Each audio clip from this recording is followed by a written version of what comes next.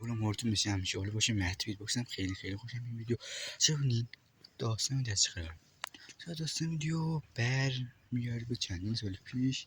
که یه مدرسه‌ای بوده که اون بچه‌های اونجا مثلا کلاس دهم میاد سینا واسه یه جنگ بازی و این چیزا میگفتن مثلا بالای منبر 5 سانتیمتر واسه میرن روی اون و یکیشون واسه یه من شنیدم در یک حادثه‌ای میفته و میمیره و دارم خلاص میگم بهتون و اینطوری که میشه رو اون بچه اونجا سرگردم میگم که چندین سال پیش اتفاق افتاد یا مثلا 1300 مثلا 80 مثلا اتفاق افتاد خب بچه اینم از منم میخوام امشب اونجا تک و تنها یه اتفاقی افتاد اشاره که اتفاق نیفتاد ولی اتفاقی نیفتاد که ببینیم واقعی یا فیکه دیگه من واقعا ترسیدم هیچ کم بیرون نیست تا 12 نصف شبه و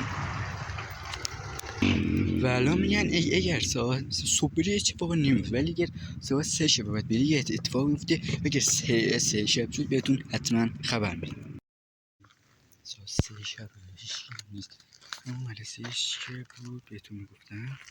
بهش پرسه اومدیم اینجا دقیق ساعت 3 ببینید دوستان ساعت 3 برد میشه کنی آقا اصلا خوب این به کنار که اون میزنه تصمیم که ساعت 3 شبه خوب آقا من از این میترسم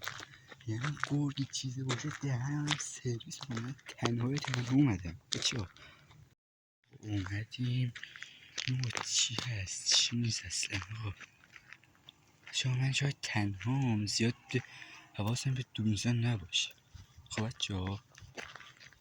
و الان جینم خودم باید هی پخت سمت نگاه کن دور برم که هیچی نیادش اینجا چقدر ترتبه که اون چیه چی پشمون چه ریدم به خودم اصلا آقا یه لحظه چون ریدم خواستم نمیدم چون کنم واقعا همه چون همه چیز تاریکه همه چیز هیچی اصلا نمیبینم بچه هیچی اصلا نمیبینم هم که بریم زد بالا بیاییم خدا کنه هیچی نباش فقط بچه سگی چیزی باشه یا موتور چیزی باشه دهنه منم سرویس میکنه و چراغ خاموش کنم هنوز چراغ تمام میشد الان ریدم فکرم که داری میاد بالا اینجا یه جایی داری میره جاشه من اصلا نمیرم چی تنها بچه این ویدیو به 1K برسه خب ما بازم من و یکی از رفیقام میایم اینجا بازم یه ویدیوی فوق العاده خفن‌تر میگیریم چون این تنها بچه‌ها نمیدونم یه اتفاق چیزی میفته چون الان ریدم واقعا چی اومد هستم بریم چی خب بچه من اومدم بچه شهرمنده یه ندستم اینجا اومدم چون که همونش این ویدیو میگرفتم چند نفر با موتور افتادم دنبالم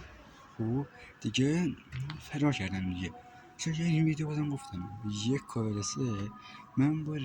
چند تا رفیقام میریم این دفعه دقیقه نیم ساعت ویدیو میگیریم دیگه یا نیم ساعت هم نه 20 دقیقه یا